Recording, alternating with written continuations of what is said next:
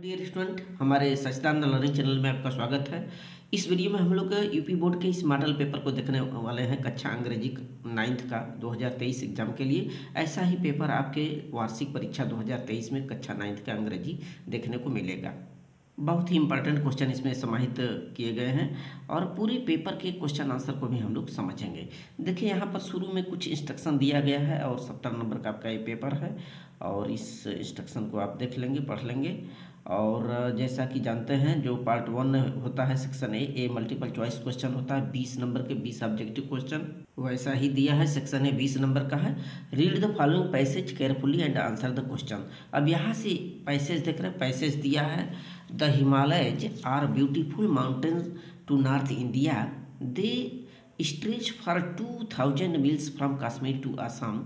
यहाँ हिमालय की बात हो रही है। बहुत ही सुंदर पर्वत है जो कि हमारे उत्तर भारत में स्थित है और यह 2000 मील तक फैला हुआ कश्मीर से असम तक। Some of the world's highest peaks are in the Himalayas. कुछ बहुत बड़ी चोटियाँ हैं हिमालय की। The highest peak is Mount Everest, और सबसे बड़ी चोटी इसका माउंट एवरेस्ट है। The tops of the Mount Everest mountains are covered with snow throughout the year. और इसके जो शिखर होते हैं वर्षों भर बर्फ से ढके होते हैं। Therefore we call them the Himalayas are the abode of snow। अतः इसे हम हिमालय अथवा ये कह सकते हैं बर्फ का घर, इस नाम से इसे पुकारा जाता है। इस तरह से इस पूरे पैसेज को हम पढ़ लेते हैं और एक अर्थ निकाल लेते हैं। यहाँ पर आगे देखिए दिया है कि many reverse Ganga, Yamuna, Brahmaputra and the beast from these mountains, इन्हीं पर्वतों श्रृंखलाओं से बहती हैं। ये तमाम नदियाँ इसी पर्वत से चल करके बहती हैं। ये पूरा पैसेज होता है, अनसीन पैसेज होता है। अब इस पर आधारित एक क्वेश्चन, ऑब्जेक्टिव क्वेश्चन यहाँ पर 3 दिए गए हैं। पहला क्वेश्चन क्या दिया गया है देखेंगे, where is Himalaya situated. Himalaya कहाँ स्थित है। जब आप पैसेज पढ़ेंगे तो पूरा आंसर आपको मिल जाएगा। हिमालय देखिए यहाँ पर नॉर्थ इंडिया शुरू में ही लिखा है, पैसेज में ही आंसर छिपे होते हैं, तो ए वाला विकल्प इसका सही हो जाए। फिर अगला क्वेश्चन नंबर दूसरा देखें, what other name is given to the mountains of the Himalayas. माने पर्वत, ये जो हिमालय पर्वत है इसका दूसरा नाम क्या है। तो उस पैसेज में हम लोग ने देखा था कि Himalayas are the abode of snow कहा जाता है, बर्फ का घर कहा जाता है। ए वाला विकल्प यहाँ पे आपका राइट हो जाएगा, ये वाला विकल्प।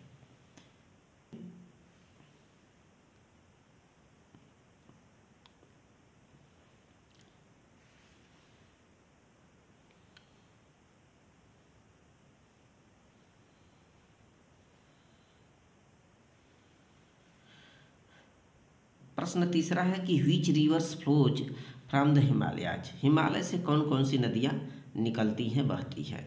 तो 4 विकल्प दिया गया है, गंगा भी है, यमुना भी है, बीज भी है, all of the above. D वाला आपका राइट हो जाएगा, डी वाला ये।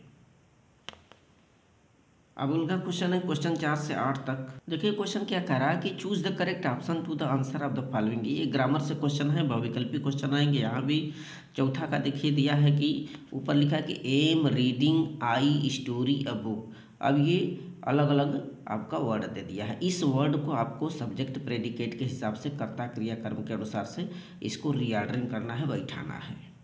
तो इसका जो सटीक चारों में जो अर्थ होगा क्या होगा, पहले सब्जेक्ट ढूंढेंगे, सब्जेक्ट इसमें आई है, इसके बाद उसकी सहायक क्रिया निकालिए, एम हो जाएगा I am reading a story book हो जाएगा। I am reading a story book, इस हिसाब से बी वाला विकल्प आपका राइट हो जाएगा, बी वाला ये। नेक्स्ट क्वेश्चन 5 है। इसी प्रकार 5वां क्वेश्चन देखिए, ऑनेस्टी इज द पॉलिसी। यहाँ पर अलग दिया है कि honesty the policy best is, इसको भी रीऑर्डरिंग करना, सही क्रम में बैठाना है। 4 विकल्प आपके सामने है। इसमें सबसे पहले उसकी सब्जेक्ट ढूंढेंगे तो सबसे पहले द ऑनेस्टी हो जाएगा। ऑनेस्टी, चूँकि ऑनेस्टी एक भाववाचक संज्ञा है, इसके पहले द का प्रयोग नहीं होगा। ऑनेस्टी के बाद सहायक क्रिया इज लगा दीजिए, honesty is the best policy हो जाएगा सही क्रम में। यहाँ पर जो विकल्प सही होगा ए वाला विकल्प आपका राइट हो जाएगा। अगला क्वेश्चन 6 चेक करें।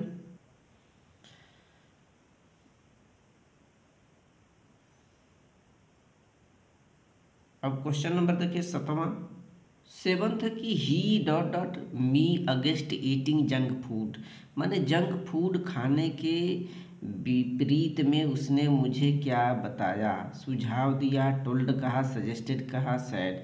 तो चारों विकल्पों में जो सही होगा उसने सुझाव दिया कि देखो जंक फूड तुम मत खाओ, ए वाला विकल्प यहाँ पे राइट हो जाएगा इसमें। क्वेश्चन 8 8वां है, देखिए दिया है कि the little girl dot dot to wear the sweater. अब यहाँ पे refused, forbid, denied, said no. तो वाक्य के हिसाब से जो सही होगा वह छोटी लड़की जो है ना इनकार कर दी स्वेटर पहनने से, तो ए वाला विकल्प यहाँ भी सही होगा। क्वेश्चन 9 है। अब क्वेश्चन 9 से 10 तक आपके प्रोज पर आधारित है। प्रोज से पैसेज दिए गए हैं और इसी पर आधारित क्वेश्चन आंसर पूछे जा रहे हैं। Read the passage given the below and answer the questions that follow. तो यहाँ से देखिए, Evelyn Glennie's loss of ear had been gradual, her mother remembers noticing something was wrong when she was 8 year old, Evelyn was waiting to play the piano. तो यहाँ पर Evelyn की बात किया जा रहा है कि किस प्रकार से उसकी सुनने की शक्ति धीरे धीरे कम हो गई थी और उसकी मदर नोटिसिंग कर रही थी उस वक्त जब उसकी उम्र 8 वर्ष का था। ये पूरा पैसेज होता है। अब इस पैसेज को उसकी मदर का नाम यहाँ पर दिया है इसाबेल ग्लेनी था। तो पूरा पैसेज पढ़ लिया जाता है और पढ़ने के बाद इसी पर आधारित एक क्वेश्चन इसमें पूछा जा रहा है 9th का। देखें, when did Evelyn's mother noticing that something was wrong with Evelyn. कब उसकी मदर को ये माने संकेत में आया कि कुछ न कुछ तो गड़बड़ है एवलिन के साथ। 8 वर्ष की ईयर में 14, 10, 12। तो अभी जो उसमें दिया था 8 वर्ष, यानी ए वाला विकल्प यहाँ पे राइट होगा। क्वेश्चन नंबर 9 के बाद 10th आइए चेक करते हैं। What was the name of Evelyn's mother. तो एवलिन की माँ का नाम जानते हैं, इसाबेल ग्लेनी था, विकल्प में दिया था, ए वाला विकल्प राइट होगा। क्वेश्चन 11।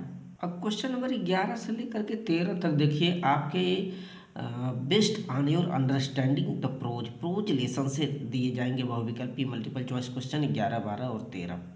और इसमें 11वां वाला क्या दिया है कि what nightmare did Kezia have, माने उसको कौन से वो जो नाइटमेयर डरावने सपने थे केजिया को आ रहे थे। तो ये 4 विकल्प दिया गया है। चारों विकल्प में देखें कि एक बूचर था और नाइफ और रस्सी अपने साथ में लिए हुआ था। ये बी वाला विकल्प यहाँ पे राइट हो जाएगा। क्वेश्चन 12 आइए चेक करते हैं। क्वेश्चन 12 है कि who told this story to the writer, माने लेखक महोदय को यह कहानी किसने बताई। तो यह जो क्वेश्चन है आपके प्रोज का the snake and the mirror से है। इसमें एक होम्योपैथिक डॉक्टर होता है जो अपनी बातें राइटर महोदय को बता रहा होता है। तो डी वाला यहाँ पे राइट हो जाएगा जो है। नेक्स्ट क्वेश्चन नंबर 13 देखते हैं। 13 है कि which religion had Abdul Kalam belong to. Abdul Kalam किस रिलीजन से संबंधित रखते थे, वो मुस्लिम थे। ए वाला विकल्प यहाँ पे राइट हो जाएगा। आपका ये no men are foreign chapter से लिया गया है प्रोज का। क्वेश्चन नंबर 14 to 15 देखकर क्वेश्चन 14 और 15 ये आपके स्टेंजरा बेस्ड क्वेश्चन है, पोएम पर आधारित है। यहाँ पर एक पोएम दिया गया है। And being faint with fasting for the day was almost done, he asked her from her store of cakes. यह जो पोयम है ये आपके a legend of the North India से है। इसमें जो एक संत होता है ना वो व्रत रखता है। अब उपवास, फास्टिंग माने उपवास या व्रत रखता है, जिसके कारण वह कमज़ोर हो चुका है। और वहाँ पर वो माने बताता है कि हमें कम से कम स्टोर से एक सिंगल केक ही दे दीजिए ताकि हमारी भोजन जो भूख है वो कम हो पाए। तो क्वेश्चन 14 इस पर आधारित दिया कि what made the Sant week, यानी कि जो संत था कैसे कमज़ोर हो गया। तो फास्टिंग के चलते ए वाला विकल्प यहाँ पे सही हो जाएगा आपका। क्वेश्चन 15 है। What did the Sant ask women. Women से वो जो संत था किस चीज़ के लिए बोला था, वो यही कहा था कि कम से कम हमें एक टुकड़ा रोटी, मात्र एक केक दे दीजिए। ये बी वाला विकल्प आपका सही हो जाएगा।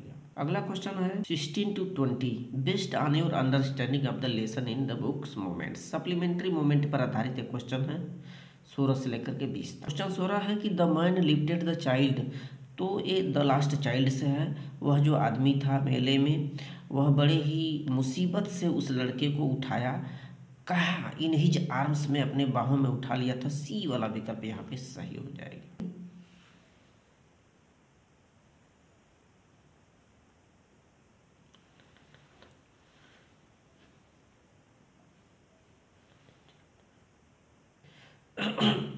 सपना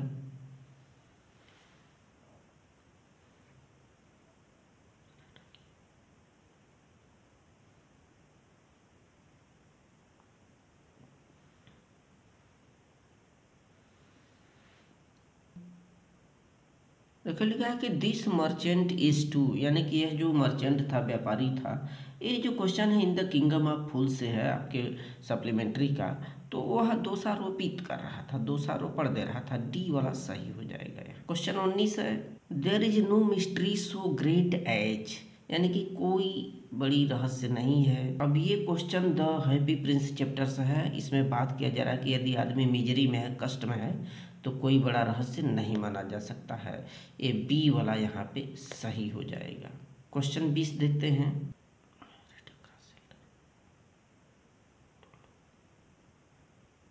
देखने गया हुआ था अपने फैमिली को, तो वहाँ पर डी वाला विकल्प राइट हो जाएगा। इसमें 20 ऑब्जेक्टिव क्वेश्चन थे, अभी आगे शुरू होंगे सेक्शन बी, जो कि 50 नंबर का रहेगा, जहाँ पर आपको विस्तारित क्वेश्चन लिखने होंगे, प्रोज पोएट्री सप्लीमेंट्री पर आधारित, साथ ही ग्रामर के भी क्वेश्चन इसमें दिए जाएंगे। शुरू में देखिए यहाँ पे read the following passage and answer the questions that follow. तो नीचे लिखित तो पैसेज को पढ़ना है, उसका उत्तर देना है। राइटिंग स्किल के अंतर्गत है, कोई अनसीन पैसेज है और इस पर आधारित कुछ क्वेश्चन पूछे जाएंगे, जो कि इसी में मिलेंगे। सेलफोन, यहाँ पर बात हो रहा है कि cellphones today have become such a necessity in every one's lives and whether cellphones should be allowed at a school has become a much debated topic. तो यहाँ पर बात किया जा रहा है कि आज जो सेलीफोन है, मानी मोबाइल फ़ोन है, ये सभी के जीवन के लिए बहुत ही आवश्यक हो चुका है, और यदि इसे कक्षा में अनुमति दे दिया जाए, अनुमति दिया जाए या न दिया जाए, ये बहुत बड़ा प्रश्न है हम लोगों के सामने। डिबेटेड टॉपिक है, एक तर्क बहस करने वाला टॉपिक है। आगे बात किया जा रहा है कि although there are quite a few advantage of bringing cell phones to school, the disadvantage of doing so surely outweigh them। तो यहाँ पर इसके लाभ तो है, लाभ के साथ ही साथ इससे बहुत सी हानियाँ भी हैं। ये तमाम चीज़ें बताया गया है कि यदि कक्षा में आज अलाउ कर दिया जाए तो बहुत ही भंग होगा, पढ़ाई सही से हो नहीं पाएगी, टीचर जो पढ़ा रहे होते हैं उनकी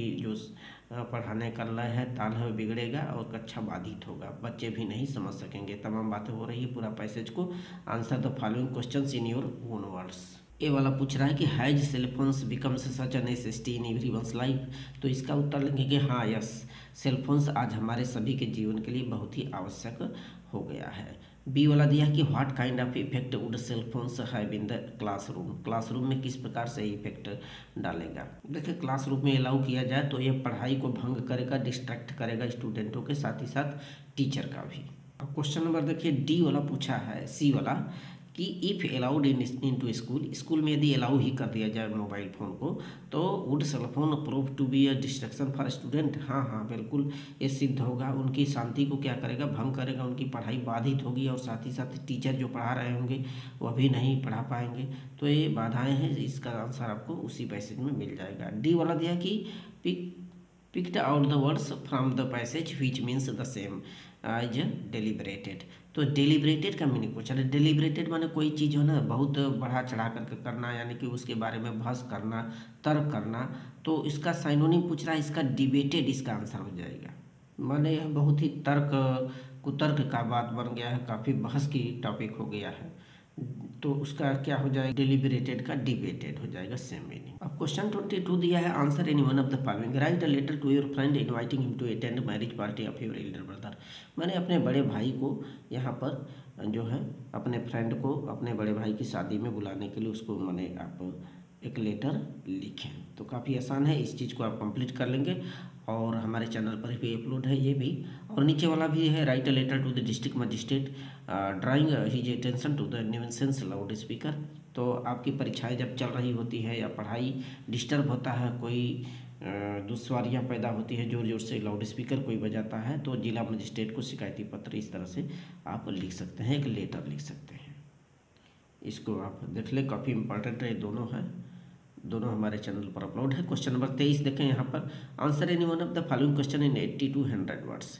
तो यहाँ पे you love your mother very much, describe her in your own words. तो यहाँ से आर्टिकल्स दिया है, एक लेख, एक ऐसे टाइप का है, निबंध है, अपने योर मदर पर लिखना है। यहाँ पर कुछ हिंट्स दिया है कि उनका प्यार, उनका व्यवहार, उनका कुकिंग स्किल, उनके हार्ड वर्क और उनकी थोड़ी मुसीबतें और उनका फ्यूचर, ये सब हेडिंग दे दे करके अपने मदर के बारे में बताना है आपको। ऐसे इस प्रकार के तैयार कर लेना है। ऐसे ही क्वेश्चन आपको एग्जाम में देखने को मिलेगा। क्वेश्चन नंबर 24 देखें। ग्रामर से क्वेश्चन है, rewrite the following by changing into indirect में बदलना है। पहला वाला ए का देखेंगे, लिखा है कि the beggar said to me please give me 1 rupees. यहाँ पर देखिए प्लीज जिसमें लग जाए, जिस सेंटेंस में लग जाए, इम्परेटिव सेंटेंस कहलाता है, तो वहाँ पर रिक्वेस्ट की बात होती है। तो द बेगर क्या हो जाएगा, the beggar requested me, please को हटा दिया जाता है, टू कंजक्शन का प्रयोग करते हैं ऐसे में। The beggar requested me to give him 1 rupees, बाकी अर्सन पर्सन में उसमें परिवर्तन करते हैं। अब बी वाला देखिए, change the following into passive voice. Passive voice में बदलना है। दे प्लेड ए मैच, ये पास्ट इंडेफिनिट टेंस का है, तो पास्ट इंडेफिनिट टेंस में वाच का प्रयोग करते हैं। तो पैसिव वॉइस में बदलेंगे तो यहाँ पर जो है ऑब्जेक्ट है, इसका सब्जेक्ट बन जाता है। A match was played, third form हमेशा लगाते हैं। A match was played by them. Punctuate the following, यहाँ पर देखिए पंक्चुएट करना होता है छोटे अक्षर को बड़ा अक्षर में, और जहाँ पर कामा, अर्धविराम इत्यादि दिया जाता है। देखिए शुरू में लिखा है he said to me please give me 5 rupees, ये ऐसा लगता है इनडायरेक्ट सेंटेंस है, डायरेक्ट वर्ड। तो यहाँ पे ही को पहले एच को आप कैपिटल लेटर में लिखेंगे, he said to me comma inverted comma में लिखेंगे, please give me 5 rupees inverted comma close करके फुल स्टॉप लगा देंगे। ये आपका पंक्चुएट हो जाएगा। अब क्वेश्चन नंबर नेक्स्ट देखेंगे, ट्रांसलेशन आ गया है, यहाँ से translate the following into English, काफ़ी इंपॉर्टेंट होता है, 4 नंबर के आते हैं एग्जाम में। देखिए बहुत ही महत्वपूर्ण दिया कि ईश्वर ने यह प्रकृति मनुष्यों के साथ साथ अन्य प्राणियों के लिए भी बनाई है। यानी कि गॉड हैज क्रिएटेड, निर्माण की है, मेड भी लगा सकते हैं, क्रिएटेड भी लगा सकते हैं, पास्ट इंडेफिनिट टेंस है, पास्ट परफेक्ट टेंस का है, बनाई है, क्रिएटेड की है। तो देखें, God has created this nature for humans as well as other creatures, as well as other creatures, यानी दूसरे प्राणियों का भी। आगे देखिए दिया है कि दोनों का इस पर समान अधिकार है, माने both have equal rights on this, समान अधिकार है, किंतु मनुष्य स्वयं को श्रेष्ठ समझते हैं। But humans consider themselves superior, considers themselves superior माने श्रेष्ठ समझते हैं, इसीलिए वे प्रकृति के नियमों को तोड़ने से नहीं हिचकिचाते। That is why they do not hesitate to break the laws of nature. ये क्वेश्चन नंबर आपका हो जाएगा 24। अब क्वेश्चन नंबर 25 देखिए, यहाँ से प्रोज का क्वेश्चन है, शॉर्ट आंसर टाइप का क्वेश्चन पूछा है। पहला वाला दिया है, इसके ऑप्शनल भी दिया है। पहला ए का क्या दिया है, देखिए, when did Albert receive a Nobel prize and for what, यानी अल्बर्ट आइंस्टीन को नोबेल प्राइज कब मिला था और किस लिए। तो अल्बर्ट आइंस्टीन को 1921 में नोबेल प्राइज मिला था। Albert Einstein received the Nobel prize in 1921 for in the physics, in the scope of physics, physics के क्षेत्र में उसे मिला था। अथवा दूसरा क्वेश्चन है कि who helped Evelyn to continue with music, तो वो बिस्मिल्लाह खां थे। Bismillah Khan helped Evelyn to continue music, उन्होंने बोला था कि देखो तुम कानों से मत सुनो, किसी भी चीज़ को तुम अपने आर्गन से, बॉडी पार्ट से सुनने का प्रयास करो, और वहीं सपोर्ट लेकर के एवलिन ग्लेनी आगे बढ़ी। बी वाला देखिए, यहाँ पर दिया है कि mention 2 instances to show that Bismillah Khan loved India and Banaras. तो यहाँ पे क्या है कि बिस्मिल्लाह खां वास्तव में भारत और बनारस से प्रेम करते थे, और कहीं जब भी विदेशों में भी जाते थे तो उनको अपने इंडिया की याद आती थी, और जब इंडिया में होते थे तो उनको बनारस डुमराव की याद आती थी। रीजन यही था कि this was very wonderful towns in the world, ये संसार में बहुत ही अद्भुत ही शहर थे, स्थान थे। He loved these places.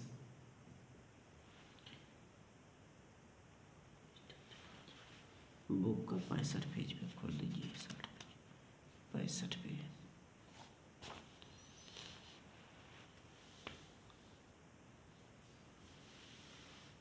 62 अठारह का ये कहाँ है यार? 65 पर 58।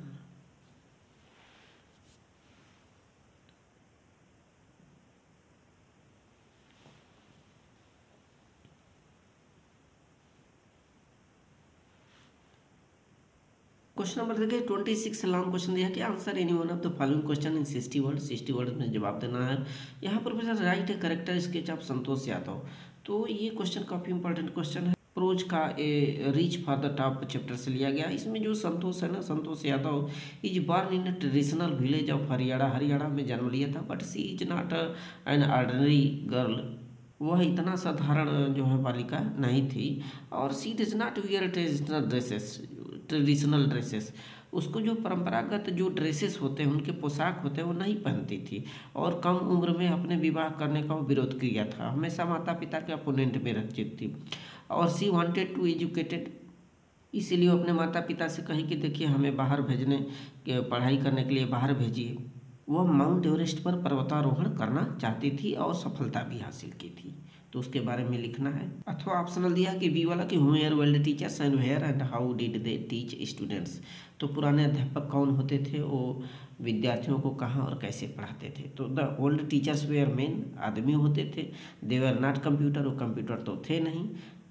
दे had special buildings for study in those days. उन दिनों एक खास बिल्डिंग होता था, उसी में बच्चों को पढ़ाया करते थे।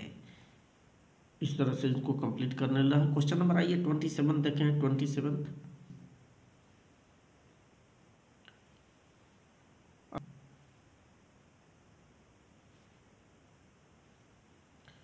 तो इन सभी क्वेश्चन को आप तैयार कर लें। आगे क्वेश्चन नंबर 29 है। Answer any one of the following in 30 to 40 words.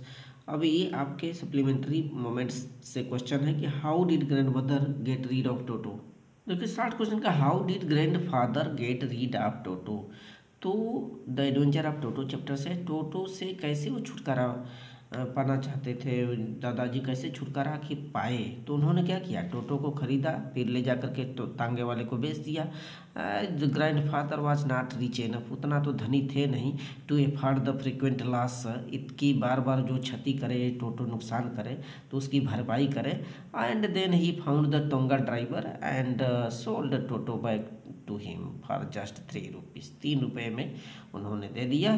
दस he got rid of Toto. इस तरह से टोटो से उन्होंने छुटकारा पा लिया।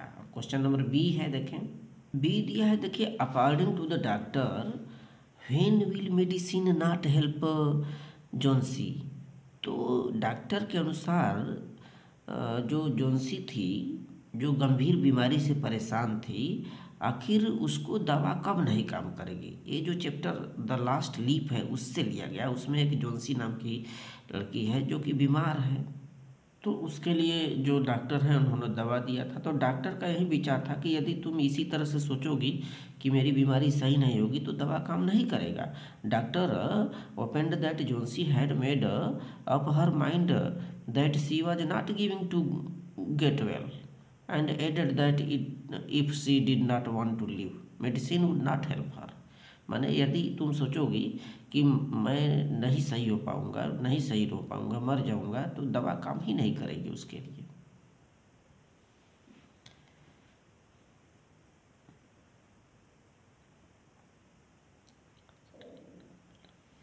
अब 30वां का ये है 132 पे क्वेश्चन बैंक। क्वेश्चन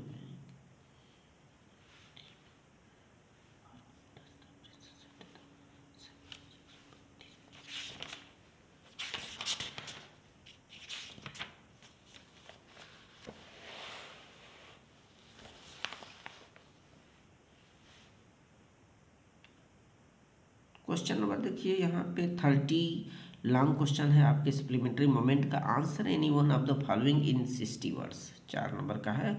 एक दिया है कि for whom does the prince send the sapphires and why. यहाँ पर कह रहा है कि ये जो प्रिंस थे, राजकुमार थे, द हैप्पी प्रिंस से क्वेश्चन लिया गया है। उसमें जो हैप्पी प्रिंस थे उन्होंने अपने आँख, उनकी जो आँख थी ना वो मणि की बनी हुई थी, नीलम सफेरस की बनी हुई थी, सफेरस। तो उन्होंने किसको दे दिया अपने उस आँख की जो नीलम थी, नीलम मणियाँ थी, जो रत्न थी, तो उन्होंने उनकी जो नील मणि रत्न थी, आँखें उनकी प्रिंस की, वो एक अबाबिल पक्षी होती है, स्वालो पक्षी, उसकी हेल्प से उन्होंने अपने एक आँख यानी वह नीलमणि उस नवयुवक को दे दिया था जो भूखा था, गरीब था और ठंड से काँप रहा था। और दूसरा जो उन्होंने अपनी नीलमणि सफ़ेर्स दी थी, वह उस गरीब लड़की को दी थी जो कि माचिस के तलाश में प्रिंस ने उसे अपने आँखों को दे दिया था।